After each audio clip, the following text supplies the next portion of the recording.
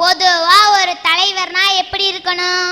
ஒரு நல்ல சிந்தனையாளருமா, ஒரு நல்ல பண்பாளருமா, மக்களுக்கு தொண்டு செய்யறவரா, தன்னலம் கருதாமல் இருக்கணும்.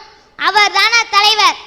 தலைவர் என்பது ஒரு பதவி அல்ல, மக்களை வழிநடத்தி செல்லக்கூடிய ஒரு பொறுப்பு. ஐயா, உதாரணத்துக்கு பகுத்தறிவு மிக்க சிந்தனையாளருமான பெரியார் ஐயா மெட்ராஸ் போறதுக்காக ஈரோடு ரயில் நிலையத்தில் நின்னாரு. அப்ப மிகப்பெரிய பணக்காரர் ஜிடி நாயுடு, நீங்க எங்கேயா போறீங்கன்னு கேட்டாரு. நான் மெட்ராஸ் போறேன்னு சொன்னாரு. நானும் மெட்ராஸ் தான் போறேன்னு சொன்னாரு. நீ எந்த கிளாஸ்ல போறீங்கன்னு கேட்டாரு. 3rd கிளாஸ்ல போறேன்னு சொன்னாரு. உடனே ஜிடி நாயுடு ஓடி போய் ஃபர்ஸ்ட் கிளாஸுக்கான டிக்கெட்டை வாங்கியாந்து கொடுத்துட்டு அவர் போய் தன்னுடைய இருக்கையில் உட்காந்துட்டாரு. ட்ரெயின் போய் சென்னையில் நின்றுச்சு. நின்னோன்னா ஜிடி நாயுடு தேர்றாரு பெரியார் ஐயாவை. எங்கடா பெரியார் ஐயான்னு திரும்பி பார்த்தா 3rd கிளாஸ்லேருந்து மக்களோட மக்களாக சேர்த்து இறங்குறாரு. அப்போ போய் ஜிடி நாயுடு கேட்டோன்னே, நீனும் சென்னைக்கு தான் வந்திருக்க, நானும் சென்னைக்கு தான் வந்திருக்கேன். நான் மிச்சமான காசில் தொண்டருக்கும் கொடுத்தேன், மக்களோட கஷ்டத்தையும் நான் புரிஞ்சுக்கிட்டேன். அதுமாரி தலைவர்லாம் அப்போ இருந்தாங்க. ஆனால் இந்த காலத்தில் தொண்டர்களோட காசில் தான் சுகமாக வாழ்கிறதுக்கு தான் பார்க்குறாங்க. ஐயா, உதாரணத்துக்கு ஒரு தலைவர் போனால் அவங்களுக்கு முன்னாடி 100 கார் போகுது, 200 கார் போகுது, 1000 கார் கூட போகுது. அதையும் நம்ம தொண்டர்கள் பார்த்துட்டு தலையாட்டி பொம்மையாக இருக்காங்க. எதிர்த்து கேள்வி கேட்க முடியலையே. கால்நடையாக காந்தி சென்றது அந்த காலம், கிராமம் கிராமமாக சென்றார். அப்படியெல்லாம் வாழ்ந்த தலைவர் இருந்தது அந்த காலம். இந்த காலத்தில் அப்படி நான் கால்நடையாக தான் போவேன், அத்தனை கார்ல போவாட்டா, அத்தனை கார்ல போனாதான் மவுசு, அதுதான் சொகுசு. இல்லட்டா அவனுக்கு மரியாதையே இந்த நாட்டை கொடுக்க மாட்டாங்க. இவங்க காரை தான் பாக்குறாங்களே தவிர அவன்கிட்ட கூடிய கருத்தை பார்க்கல தம்பி. அதனாலதான் சார் சொல்றேன், தலைவனுக்கு தொண்டன் தான் தலையாட்டி பொம்மையா இருக்கான்னு. காஞ்சிபுரத்துல நெசவாளர்லாம் ரொம்ப கஷ்டப்பட்டு இருந்தாங்க. அப்ப பெரியார் ஐயா அவங்க அண்ணாதுரையை கூப்பிட்டு, அவங்களாம் ரொம்ப கஷ்டத்துல இருக்காங்க, நம்ம ஏதாச்சும் உதவி செய்யணும்னு சொன்னாரு. அதே மாரி காஞ்சிபுரத்துல போய் நெசவாளர்கள் நெய்த துணியை தலையில தூக்கி வச்சுக்கிட்டு ஊருக்கு ஊரு வித்த அந்த காசை நெசவாளர்களிடம் கொடுத்தாங்க. அது மாரி தலைவர்லாம் அப்போ இருந்தாங்க. ஆனா இப்போ உள்ள தலைவர்கள் ஒரு மேடையை போட்டு, ஒரு கூட்டத்தை போட்டு, நெசவாளர்களுக்கு நூல் விலையை குறைக்கிறேன், இந்த மணக்கட்டு வாங்கி தரேன், கஷ்ட நஷ்டத்தெல்லாம் பங்கெடுத்துக்கிறேன், அதுமாரி தான் சொல்றாங்க. ஆனா மேடையை விட்டு இறங்கணும்னு அதெல்லாம் சுத்தமா மறந்துடுறாங்க, எதுலையுமே செயல்படுறது இல்ல. அது மாரி தலைவர் தான் இப்போ இருக்காங்க. அண்ணா பிறந்தது காஞ்சி. அவர் அன்றைக்கு நினைத்தார், இந்த நெசவாளர்கள் வாழ்க்கை போய்விடக் கூடாது காஞ்சி என்று நினைத்து அவர் அன்றைக்கு தலையிலே கைத்தறி துணிகளை சுமந்து விற்றார். அது அண்ணாவின் காலம், அது பொற்காலம். மிகப்பெரிய சுதந்திர போராட்ட வீரர் பாலகங்காதர திலகர் அவர் வெள்ளையனை கடுமையா எடுத்து போராடினாரு. அப்போ ஒரு வாட்டி மேடையில பேசிட்டு இருக்கும் போது வெள்ளையன் உங்களை அரெஸ்ட் பண்ண போறான்னு சொன்னா. எந்த காரணம் தானு கேட்டாரு. நீங்க பொது இடத்துல பேசிட்டு இருக்கீங்க அதனாலன்னு சொன்னா. பொது இடத்துல தானே பேசக்கூடாது, சொந்த இடத்துல பேசலாமான்னு கேட்டாரு. பேசிக்கன்னா உடனே தன்னுடைய காசை செலவு செஞ்சு ஊருக்கு ஊரு இந்தியா முழுக்க இடத்த வாங்கி போட்டாரு. தனக்காக இல்ல, மக்களுக்கு சுதந்திர தாக்கத்தை ஊட்டணும்னு சொல்லிட்டு தான். அதை பிற்காலத்துல இந்திய அரசாங்கத்துக்கே கொடுத்தாரு. அதுல ஒண்ணுதான் நம்ம தஞ்சாவூர் திலகர் திடல். நினைச்சு எனக்கு பெருமையா இருக்கு. ஆனா இப்போ உள்ள தலைவர் வரும்போதே எங்க புறபாக்கு நிலை இருக்குன்னு பார்த்துட்டு தன்னுடைய மனைவி பேருக்கும் தன்னுடைய பிள்ளைங்க பேருக்கும் தான் எழுதி வைக்கதான் முன்னாடி நினைக்கிறாங்க. அதை நினைச்சு வருத்தமா இருக்கு. அதுக்கும் கீழே உள்ள தொண்டன் தலையாட்டி பொம்மையா இருக்கான், எதிர்த்து கேள்வி கேட்கலையே. அதனாலதான் சார் சொல்றேன், தலைவனுக்கு தொண்டன் தான் தலையாட்டி பொம்மையா இருக்கான்னு. இந்த சின்ன பையன் வெங்கடேசன் இவ்வளவு அறிவு கூர்மையாக இன்றைக்கு நாட்டை பற்றி அவர் பேசின கருத்துக்களில் சில மாறுபட்ட கருத்துக்கள் நமக்கு இருக்கலாம். ஆனால் அவரோட பார்வையில் உள்ள கருத்துக்கள் அந்த பையன் பேசுகிறாரு. ஹரிகரன் என்று ஒரு பையன், அந்த பையனை நான் மேடைக்கு அழைக்கின்றேன். நீ தான் ஹரிகரனா? வாங்க. இந்த பையன் பேர் ஹரிகரன். இங்கே வெங்கடேசன் ஒரு பையன் பேசினா 5ஆம் கிளாஸ் படிக்கிறான்னு சொன்னான். ரொம்ப சந்தோஷமாக இருந்தது. மணிமணியாக பேசினான், நல்லா இருந்தது. ஏன்னா இவனை பேச விட்டு யார் பார்த்துருப்பா? அவங்க அப்பா பார்த்துருப்பாங்க, அவங்க அம்மா பார்த்துருப்பாங்க, அவங்க தாத்தா பார்த்துருப்பாரு, அவங்க பாட்டி பார்த்துருப்பாங்க, அவங்க மாமா பார்த்துருப்பாங்க. ஆனால் இந்த பையனை மேடை ஏற்றிருக்கிறேன்.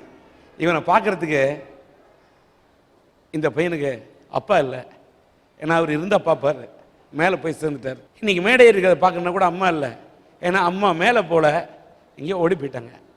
இவனுக்கு காலை சாப்பாடு எதுன்னா ஸ்கூலுக்கு ஓடுவான். அங்கே ஒரு டீச்சர், அந்த டீச்சர்கிட்ட போய் நின்று அந்த டீச்சர் ஏதோ சாதம் கொடுக்குறாங்க, சாப்பிட்றான். மத்தியானம் கவர்மெண்ட் போடக்கூடிய மதிய உணவு சாப்பாடு இதுதான் சாப்பிட்றான். அதுக்கப்புறம் சாயங்காலம் இவன் எங்கே போவான், ஒரு குருவி கூட கூட்டுக்கு போகுது. ஆனால் இந்த சின்ன பையன் போகிறதுக்கு கூடும் கிடையாது, வீடும் கிடையாது, இடமும் கிடையாது. ஆனால் திரும்ப பொழுது விடிஞ்சா பள்ளிக்கூடத்துக்கு வருவான். இவனுக்கு இப்படி யாரா ஆதரவு கொடுத்துட்டு இருக்கான்னா லதா மேரி என்ற ஒரு ஆசிரியர். அந்த அம்மா டீச்சரை கூப்பிடுறேன்.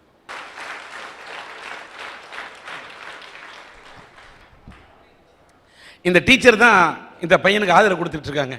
இவன் இந்த பையனோட வாழ்க்கையில் இவனுக்கு என்ன பண்ணுறது எங்களுக்கே தெரியல. இது மேட்டர்கிட்ட சொன்னதுமே, இந்த விஷயத்தை கேட்டதுமே என்னால் தாங்க முடியல. என் பேர் லதா மேரி, ஊராட்சி ஒன்றிய தொடக்கப்பள்ளியில் தலைமை ஆசிரியராக இருக்கிறேன். நான் போய் 1 வருஷம்தான் ஆகுது. இவன் ஒரு நாள் மயக்கம் போட்டு கீழே என்கிட்ட படுத்துட்டான். மறுநாள் ஏன்டா அப்படி படுத்து கிடக்கிற அப்படின்னு சொன்னேன். உடனே எழுப்பி சொன்னான், எனக்கு சாப்பாடு இல்லை டீச்சர், நான் காலையிலையும் சாப்பிட்றது இல்லை டீச்சர், எனக்கு அப்பா அம்மா யாருமே இல்லை அப்படின்னு சொன்னான். சரி, மறுநாளிலேருந்து டெய்லி சாப்பாடு அவனுக்கு காலையில் கொண்டுட்டு போவேன். நான் இருக்கிற ஸ்கூலுக்கும் அதுக்கும் 20 கிலோமீட்டர் தூரம் டெய்லி சாப்பாடு எடுத்துகிட்டு போவேன். அப்போ ஒரு நாள் என் வண்டி, அங்கே போக்குவரத்து வசதி கிடையாது துண்டகட்டல பள்ளியில், என் வண்டி சத்தத்தை கேட்டு என் பிள்ளை கூட அப்படி ஓடியார மாட்டான். இவன் ஓடியாந்து அப்படியே கட்டியை பிடிச்சிக்குவான். எதாலடா வரேன்னா பாசத்தால் வர்றதோட பசியால் தான் வருவான். மத்தியானம் உட்காந்து அமைப்பாளர்கிட்ட சொல்லி நல்லா சாப்பாடு கொடுங்க சார், கீழே கொட்டுற அளவுக்கு அவனுக்கு சாப்பாடு கொடுங்கம்மா. ஏன்னா அவன் சாயந்தரத்தில் எங்கே சாப்பிட்றான், எங்கே தூங்குறான், அவன் எப்படி இருக்கிறான் அப்படின்னு கூட எனக்கு தெரியாது. மறுநாள் காலையில் 4 மாதமாக அவனுக்கு சாப்பாடு கொடுத்து நான் வளர்த்துக்கிட்டு இருக்கிறேன். இந்த பையனோட ஒரு துண்டக்கட்டளை இல்லை, என்னோட வாழ்க்கை ஒரு துன்பக்கட்டளை ஆயிடுச்சு. இந்த நிலைமையை பார்க்கும்போது இந்த பையனோட வாழ்க்கை அந்த இறைவனோட அருளால் அந்த வாழ்க்கை மாற்றி அமைக்கப்பட வேண்டும்.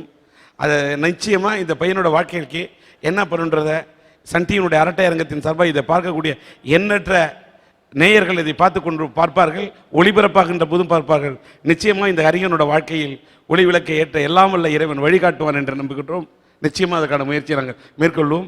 இந்த அளவுக்கு மனித நேயத்தோடு கருணை காட்டக்கூடிய ஆசிரியராக இருந்து பாடம் போதிப்பது மட்டும் வாழ்க்கை அல்ல, இதை போன்றவர்களுக்கு உதவ வேண்டும் என்று உதவிக்கரம் நீட்டக்கூடிய ஆசிரியை லதா மேரி அவர்களை இந்த சன் டிவியினுடைய அரட்டை அரங்கம் மனதார பாராட்டி அவரை கௌரவிக்கின்றது. அவருக்கு சன் டிவியின் அரட்டை அரங்கத்தின் சார்பில் இந்த பொன்னாடை பொருத்தப்படுகிறது.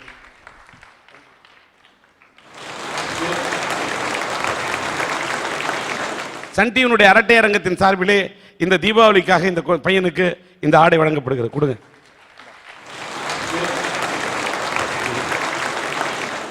இந்த தீபாவளியொட்டி இந்த ஹரிகரனுக்காக அவனுடைய படிப்பு செலவுக்காக 2000 ரூபாய் என் சார்பில் வழங்குகின்றேன்.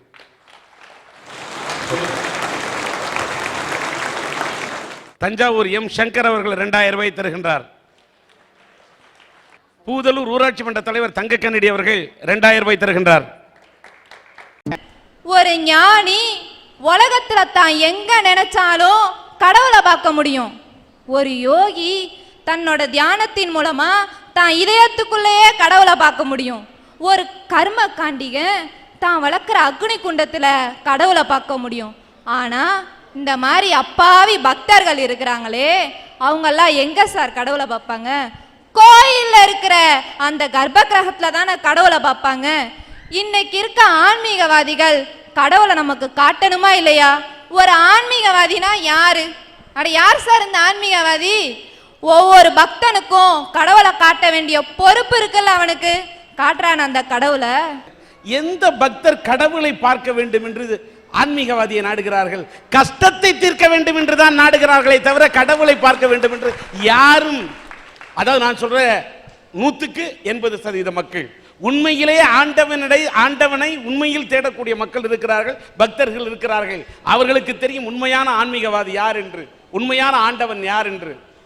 ஆனா கடவுள் என்பவர் நம்ம கஷ்டத்தை தீர்க்கிறதுக்கு மட்டும்தான் அப்படின்னு நினைச்சுக்கிட்டு அலையறதுனாலதான் இந்த கஷ்டம். யாரு சார் இந்த ஆன்மீகவாதி? வாழ்றதுக்கு வழியே இல்லாம பிச்சை எடுக்கிறதுக்கும் அவமானப்பட்டுக்கிட்டு வீட்டிலேருந்து கிளம்பி வந்து மரத்தடியில் உட்காந்துருக்கான் பாருங்க, அவன் இன்னைக்கு ஆன்மீகவாதியான். இப்படி வாழ்றதுக்கு வழியே இல்லாம கிளம்பி வந்தவன்ட்ட போய் எனக்கு வாழ்றதுக்கு ஏதாச்சும் வழி இருந்தா சொல்லு சாமின்னு கேட்குறானே இந்த அப்பாவி. அந்த போலி ஆன்மீகவாதிக்கு தலை ஆட்டாதீங்கன்னு சொல்றதுக்கு தான் சார் நான் வந்திருக்கேன். சார் சாதாரண ஒரு முட்டையில அழகா சொல்றான் சார் தத்துவம். ஒரு முட்டைய வெளியில உடைச்சி அதை நம்ம பயன்படுத்தினா அது அந்த முட்டைக்கு மரணம். அதே முட்டை உள்ளாரேந்து உடைஞ்சி உள்ளாரேந்து ஒரு உயிர் வருது பாருங்க, அது அந்த முட்டைக்கு ஜனனம். அந்த முட்டையையும் ஆன்மீகத்தையும் என்ன அழகா ஒப்பிடுறாங்கன்னு தெரியுமா? ஒவ்வொரு மனுஷனுக்குள்ளேயும் ஒரு சக்தி இருக்கு சார். அதாவது கடவுள்னா உள்கடை, கடவுள் உள்கடை, கடவுள் உள்கடை.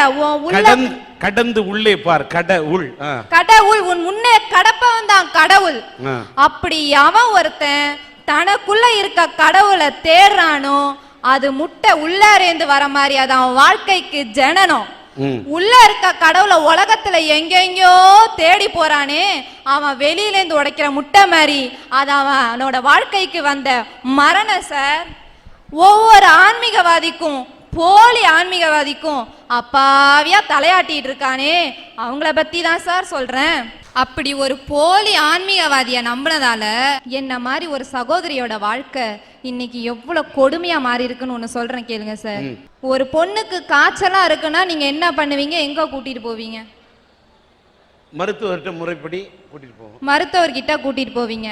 ஆனா அந்த பொண்ணுடைய பாட்டி நீ டாக்டர் கிட்டலாம் போக வேணாமா, நேரா கோயிலுக்கு போவோம், சாமியார் கொஞ்சம் விபூதி போட்டு விடுவாரு, அதுல சரியா போயிடும், நான் செஞ்ச புண்ணியமெல்லாம் என் பேத்திய காப்பாத்துன்னு சொல்ல அந்த பொண்ணுடைய தாயும் என்ன செஞ்சிருக்காங்க? அம்மா பேச்சை கேட்டு தலையாட்டி அந்த ஆன்மீகவாதி காப்பாத்துவான்னு தலையாட்டி அந்த பொண்ணை கண்டுக்காமலே விட்டுட்டாங்க சார். சாமியார்கிட்டையும் கூட்டிட்டு போனாங்க, விபூதியும் போட்டாரு. அந்த அம்மாவும் அந்த பாட்டியை நம்பிட்டு இருக்காங்க, சாமியார்ட்ட விபூதி போட்டாச்சு பொண்ணுக்கு காய்ச்சல் சரியாயிடும்னு. ஆனா அந்த போலி ஆன்மீகவாதிக்கு தெரியும்ல நம்ம கிட்ட ஒரு பெனிசிலின் ஊசி கிடையாது, நம்ம ஒரு டாக்டர் கிடையாது, நம்ம வெறும் 25 காசு விபூதி தான் வச்சிருக்கோம். கடவுள் என்னதான் இருந்தாலும் நீ டாக்டர்கிட்ட கூட்டிட்டு போமா, சாமியார் கிட்ட வராதன்னு ஒரு வார்த்தை சொல்லலாம்ல. ஆனா அவன் ஆன்மீகவாதி இல்லை சார், அவன் போலி ஆன்மீகவாதி. விபூதியை போட்டு அவனும் போயிட்டான். நாளாவ காய்ச்சல் ஜாஸ்தி ஆகுது. அந்த பொண்ணை அள்ளி தூக்கும்போது கால் ரெண்டும் நிக்கல சார், அப்படியே துவண்டு போயிருக்கு. அப்ப அந்த பெத்த மனம் பயந்து வலியோட அந்த பொண்ணை தூக்கிட்டு போறாங்க டாக்டர் கிட்ட. டாக்டர் ஒரே வார்த்தை தான் சொன்னாரு, உங்க பொண்ணுக்கு போலியோ அட்டாக் வந்துருச்சுமா, இனிமே கால் அதுக்கு நிக்கவே நிக்காது, வாழ்க்கை ஃபுல்லா அதுக்கு வீல் சேர் தான் சொல்லிட்டாங்க சார். அந்த கஷ்டத்துலயும் ஒரு நல்லது நடந்தது என்ன தெரியுமா? அந்த நேரத்துல யாராருக்கெல்லாம் ஜுரம் இருந்ததோ அவங்கெல்லாம் தன்னோட குழந்தைங்களை சாமியார்கிட்ட கூட்டிட்டு போவாம உடனே டாக்டர்கிட்ட போய் செக் பண்ணா அதுல 80% குழந்தைக்கு போலியோ அட்டாக்கு. தன்னோட காலை இன்னைக்கு இழந்து பல பேர் காலை சொந்த காலில் நிக்க வச்சிருக்காங்க சார். அந்த அக்கா ஆசிரியரா ஆகணும்னு ஆசைப்பட்டுட்டு இருக்காங்க, ஆனா அவங்களுக்கு கால்கள் ரெண்டும் இல்லை. ஒரு ஆசிரியரா மாறி உலகத்துல சக்கரை மாதிரி சுத்தி வர வேண்டியவங்க இன்னைக்கு சக்கரை வண்டியில வந்து உட்கார்ந்துருக்காங்க சார் இதே அரட்டை அரங்கத்துல. அந்த போலி ஆன்மீகவாதிக்கு அவங்க அம்மாவும் பாட்டியும் தலையாட்டாம இருந்திருந்தா இன்னைக்கு அந்த சகோதரி உங்களையும் என்னையும் மாதிரி காலில் நின்று பேசிட்டு இருப்பாங்க. இவங்க அப்பாவின்னு சொல்றதா இல்ல அந்த ஆன்மீகவாதி மேல பழி சொல்றதா இல்ல கடவுள் பேரை நம்பி ஏமாத்தி 2 பொண்ணுடைய கால்களை பறிச்சதை சொல்றதா? அந்த பெண்ணை மேடை கிடைக்கின்றது.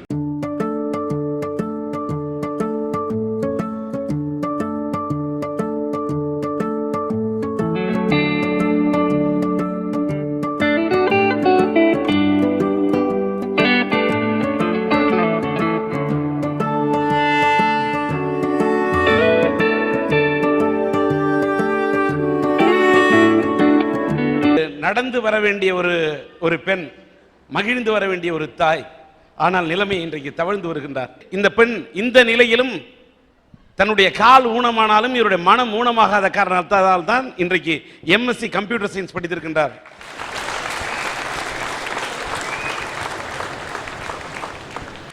கால் நொடிந்தது, ஆனால் மனது ஒடியவில்லை. மனம் தளராமல் படித்திருக்கின்றார். இந்த போலி ஆன்மீகவாதிகளை நம்பி விடாதீர்கள், போலி சாமியார்களை நம்பி விடாதீர்கள், குழந்தைகளுக்கு போலியோ வரவைத்து விடாதீர்கள் என்று இந்த அரட்டை அரங்கத்தின் மூலம் விழிப்புணர்ச்சியை ஏற்படுத்த நினைக்கின்றார். இவர் ஒரு ஆசிரியராக மாற வேண்டும் என்று நினைக்கின்றார். அதற்காக ஒரு பிஎட் படிக்க வேண்டும் என்று நினைக்கின்றார். இந்த பிஎட் சீட்டை பெற்று தர சன் டிவியினுடைய அரட்டை அரங்கத்தின் சார்பில் நாங்கள் முயற்சிப்போம். நான் வந்து ஆர்டினரி பிஎட் படிக்க விரும்பல. ஏன்னா என்ன மாதிரி உள்ளவங்களுக்கு அந்த நிலைமை, அதோட வழி எனக்கு தான் தெரியும். அதனால என்ன மாதிரி உள்ளவங்களுக்கு சேவை பண்ணுற மாதிரி ஸ்பெஷல் பிஎட், மென்டலி ரிட்டார்டர், அந்த மாதிரி நான் ஒரு படிப்பு படிக்க ஆசைப்படுறேன்.